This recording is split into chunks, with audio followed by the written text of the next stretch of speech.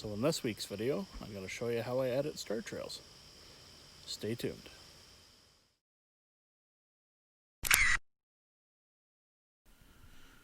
Okay, we have jumped onto the iPad here, and we're going to open up Lightroom.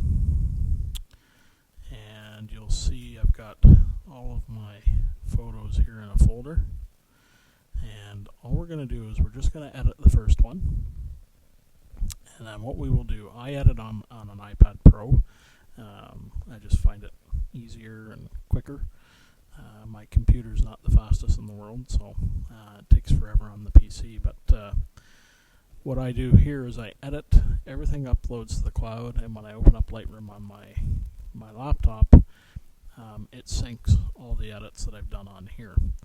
So we're going to edit the first photo, and then what will happen is when I go back and show you Lightroom on my PC, I can click on sync, and it will sync the changes from the first photo that I make to every single photo that I have selected.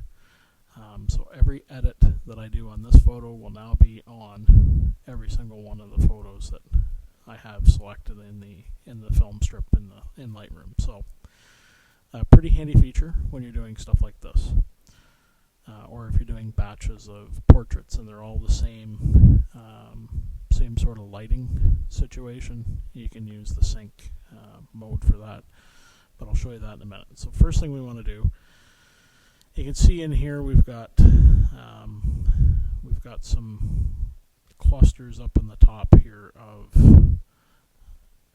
stars that you can kind of see the Milky Way a little bit. So we're going to try to pull that out. And the way we're going to do that, first thing I'm going to do is match my camera to, let's go Eterna, Pro Neg, which one do we want? Yeah, let's use the Pro Negative, that's not too bad.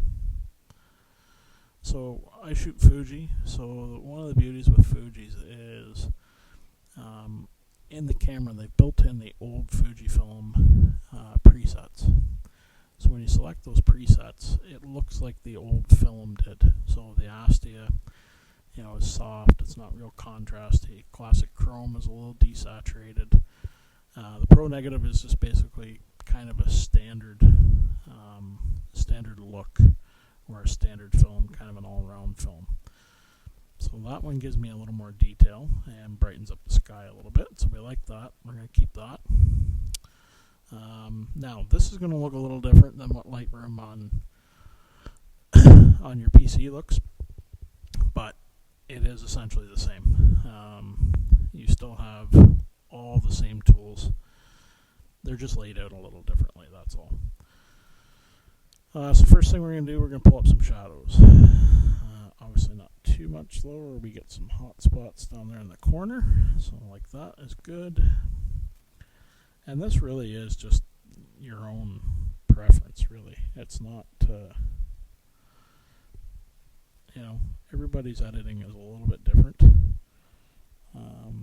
That's not too bad. I might pull it up just a little bit more. I don't want the highlights too high.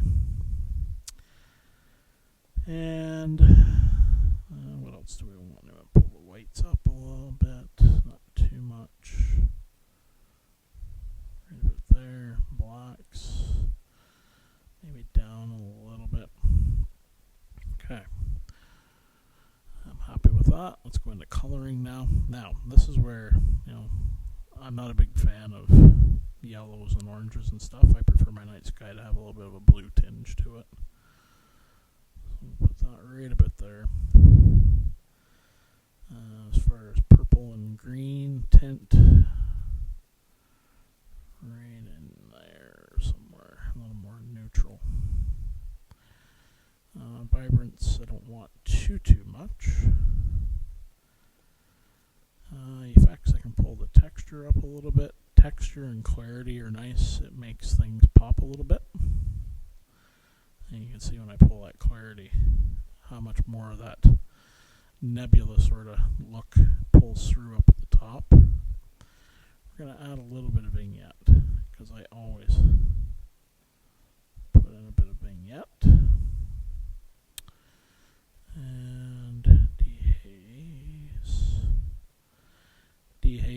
exactly what it sounds like.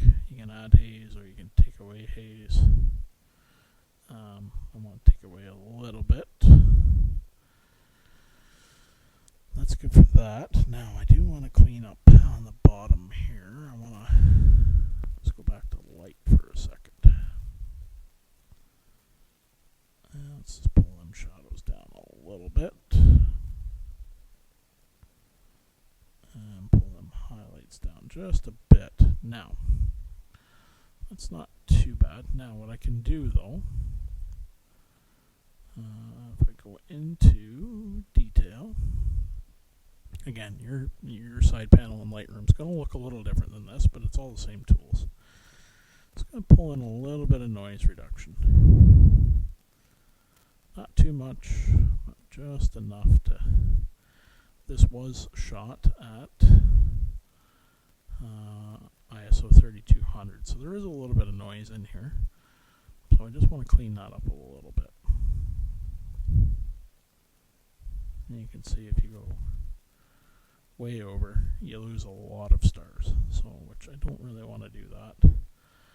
I want to lose a little bit. There we go. Sorry about that. Okay. So the rest of this is good. Crop we're good with. We're going to change that. That's all good there. We got no healing to do that I can see. I don't see any hot spots down in the shadows here, so that's good. Now, spot healing. So I will do some of that. But before I get into that, let's just adjust the color a little bit more here. Just a little more blue. There we go. Not too much, just a bit. And in my detail, a little bit of sharpening. Just a bit. There we go. Okay. Now we're going to go down to spot healing. Now there's a couple different ways you can do this. You could use a radial filter here, or probably on this one what would be better would be this sort of thing. And so what we can do is we can just pull up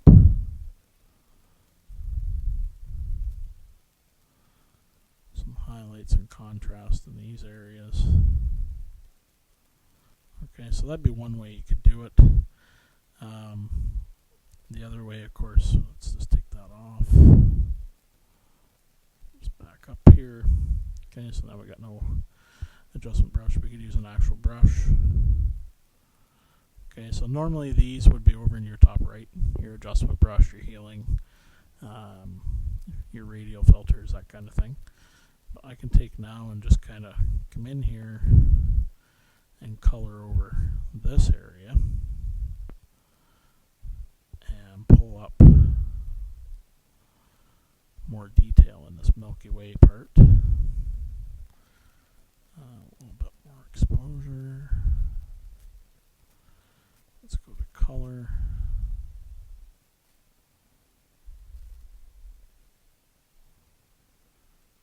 And let's pull some highlights up.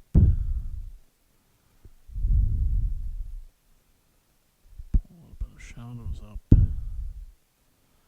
bit of the whites, reduce the blacks a little bit, maybe a little less clarity. I want them stars to maybe disappear a little bit and see a little more of that nebula up at the top. Okay, so that's not too bad. So here's a before, here's an after. Okay, so now that we've got this done, what I want to do, you can see when I go to the next photo, it hasn't, there's no syncing feature in Lightroom Mobile. So what I'm going to do now is I'm just going to pop back onto the laptop, and I will pull up this and this gallery, and I will show you how to do the syncing so that it edits the other 100 photos that we have in here. Okay, we're back in Lightroom, and this probably looks more familiar to most people now. We're back on the PC version of Lightroom Classic. So we've got our histogram and everything over here. Now, looking at this photo, now that I've got it on the PC, as you can see, my photos have all resynced. So down on the film strip here, you'll see on the film strip that only the photo that we edited is actually bright. Okay, all the rest of the photos down here are all still very, very dark. So in order to fix that, we go down here to where it says sync, and I've selected all of the photos that I want to do this to, which was, I believe, 108 of them. Okay, and as long as you have the photo at the beginning that you've edited, then what this will do is it will go and it will sync all the settings from that first photo to the rest of the ones you have selected. Now, looking at this on the PC, I'm now looking at it at a different monitor. I'm going to make some more adjustments here. One of the downfalls of using the iPad for editing is your photos will look absolutely amazing on the iPad, because it has one of the best screens in the world. However, when you bring this back to a monitor or a PC or a TV screen, it'll look a little bland sometimes. So we're just going to touch this up just a little bit. I'm going to bring in some more saturation here. I want to get a little more color out of it, so pull the saturation up. Pull the color back down a little more blue. Not too much, but a little bit.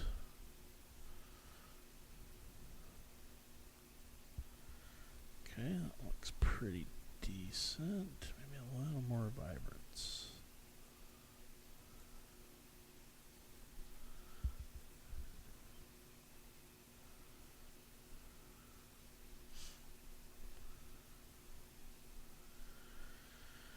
And just a little more saturation. I just want to kind of make those colors pop a little bit. Okay. So, now I just need to wait for our computer to catch up with us here. This is the number one reason why I don't edit on my PC anymore. I love Lightroom, however, they really need to do a better job of how it manages memory, because it is an absolute memory hog. As you can see, I mean, every time I try to do something on here, sometimes it takes 30 seconds to refresh itself, so it's a little bit crazy. I've got everything turned off, including the internet. And this laptop's actually only about 3 years old, so oh, look at that, it's caught up and we got too much blue. It's only about 3 years old, so it really shouldn't be that bad. But every time Adobe does an update, which is quite frequently these days, it has a tendency to really slow down Lightroom even more. They put some great features in it, don't get me wrong, but sometimes it is just a little too much for the memory. And I mean, this isn't that much of a slouch of a laptop. I'm running 4 gig video card and 16 gig of RAM, and it's a older i7 processor, 3 years old, but it just bogs. So that's why I switched to editing on the iPad. Super fast. I'm using an Apple Pencil. So I'm actually touching the screen where I'm making my edits, which for me makes a huge difference compared to using the mouse. It's just more finite, I find. But anyway, that's not what we're here to discuss. So, syncing. I've got this now kind of with a little more color in it now. The only thing I'm going to do, I'm just going to adjust my, where is it here? Oh boy. Yes, I know, computer. I touched you. There we go. I'm just going to pull my luminance up a little bit, or my noise reduction up a little bit. And where are you? You should be right in here. There we go. So noise reduction, I'm going to bring that up just a little bit, just so we can see that Milky Way just a little more. Okay. Now, so sync. I've clicked the button. Now we wait.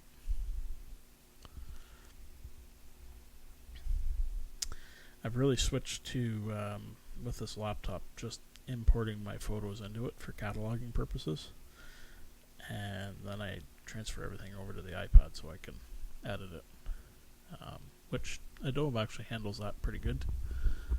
The transferring of the files and everything. So when we look at this, so synchronize is basically like we're copying settings almost. If you remember over here, you had the copy button. So if you wanted to copy the settings from that photo to the next photo, you could. It's pretty much the same in here. I don't have spot removal. Crop is all the same. I haven't really changed anything, but any adjustments I have made to this photo is now going to synchronize to the rest of the photos that I have selected down here in the film strip. So we're going to click on synchronize, and it is now pasting the settings, you can see up here in the top left, to all of these photos that we have selected. Now, I'm not going to bore you to death with this, so we will let it do its thing, and when it's all done, we will come back. Alright, so our syncing of all the photos is completed. If you look down the film strip, you can see the ones that were dark before have now got the Milky Way showing up down here. So what we're going to do now is we're going to export these, and we'll export them into a folder, and then we're going to open up our actual software that we use for doing the star trails. So we're just going to right click, we're going to click on export, and we are going to put these in a folder on the desktop so they're easy to find. That one right there. Now, when we go to name these, we have to be very careful. And the reason being is that you need them to be in a numerical order. In order for the program StarStax to put them in the proper order when we're building our star trails. So I've named it Parasite Meteors. The reason why I've done that is because that's actually what we're shooting this night. So okay, so that should be good. You can see I've used 001 is what I want my start number to be. And that's all good in there. I'm going to click on export. So I'll pause the video here because I know you guys aren't going to want to sit and watch 108 photos export. So we will be right back in a minute as soon as this task is completed.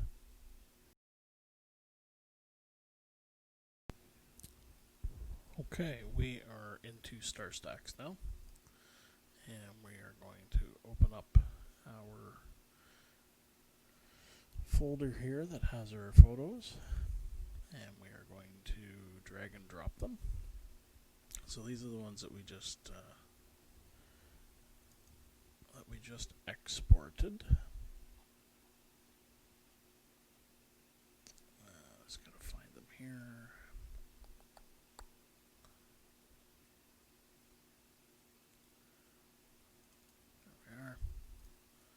So we're going to take all of them except for this one. Okay, so we're going to take and we're going to drag and drop them right here. 108 photos, all in numerical order. Perfect. Close this out. And now we're going to come over here to blending mode. So if we click on this little gear here, okay, it gives us blending mode. Now, I like to use the gap filling. The reason why I use gap filling is I find what it does is it, when you set your intervalometer on the camera, there's always a gap of time while it's saving the file to your card, whether it be an SD card or compact flash. So what happens is, though, if that's a 10-second gap, it leaves little black gaps when it makes the star trail. So this star will end up having it'll be little dots across the sky instead of being one nice trail. So we use gap filling to fill in those dark black gaps. I also turn on comet mode, and I want long trails in this. I want to really make the trails stand out. So we're going to use the long trails, and that's about it. Now we're going to click on the start processing, where we've got this little stack here. And I won't bore you to death with this. We'll let it run, and I'll speed the video up so you can see what this does. But you'll see as the time goes on, it basically starts to build the star trails, and you can see them happen right in front of your eyes. So sit back and enjoy.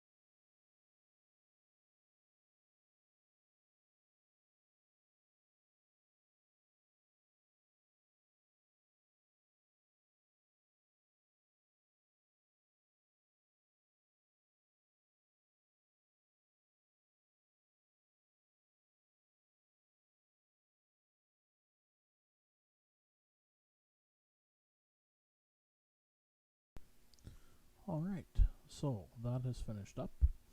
Now what's opened up is this little wrench here, and what this does is it basically shows us the threshold for what we want to see.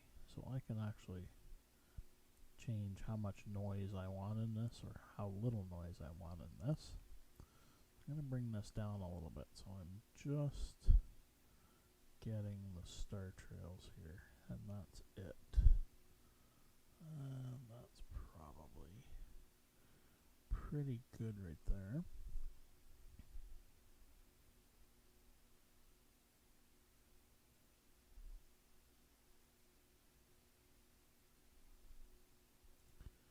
And I want them to be finer lines. There we go. Somewhere in there, maybe. I want them to be real solid.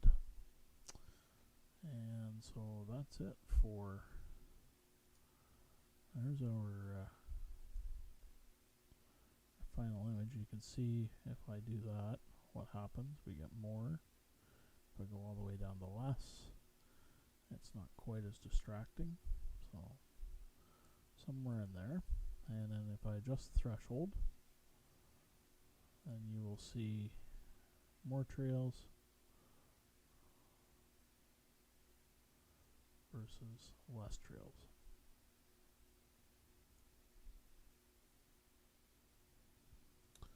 So I'm happy with that. Now what I will do here, typically, this one's actually pretty good. I don't see a few hot pixels down in here. So typically what I would do then is I would bring that back into Lightroom and just clean up some of these, what I call hot pixels.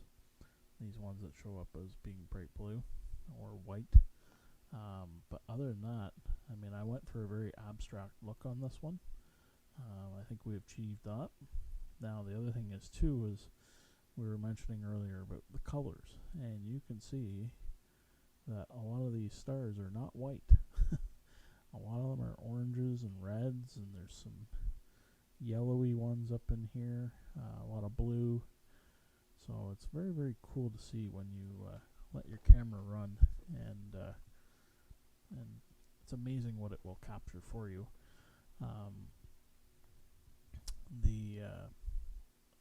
The beauty of this is that I mean, I'm hoping you see now that this actually isn't really, really hard to do. You download a free StarStax program, and most of us already have Lightroom, so it's really not that hard. And if you have an intervalometer on your camera, it's even simpler. I mean, I took all of these 108 photos while I was sleeping in bed. So set it up, let it run its course, and it'll capture everything for you, and then it's just up to you to bring up the details you want. So from here, I would usually save this. Okay, we'll save that to the desktop. Let's say save. Yes, we want to replace that one. Perfect. And that's pretty much it. Now, if you wanted, you can, like I said, you can bring that back into Lightroom and touch it up a little more if you want, and adjust some of your highlights and shadows and stuff. But that's pretty much it. That's how we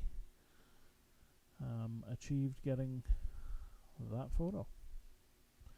Hope you enjoyed the tutorial. Maybe we'll do a few more of these if you've got any ideas for tutorials or something you want to learn about. And if I know how to do it, I'd be more than happy to put a video together and show that process. Thanks for watching.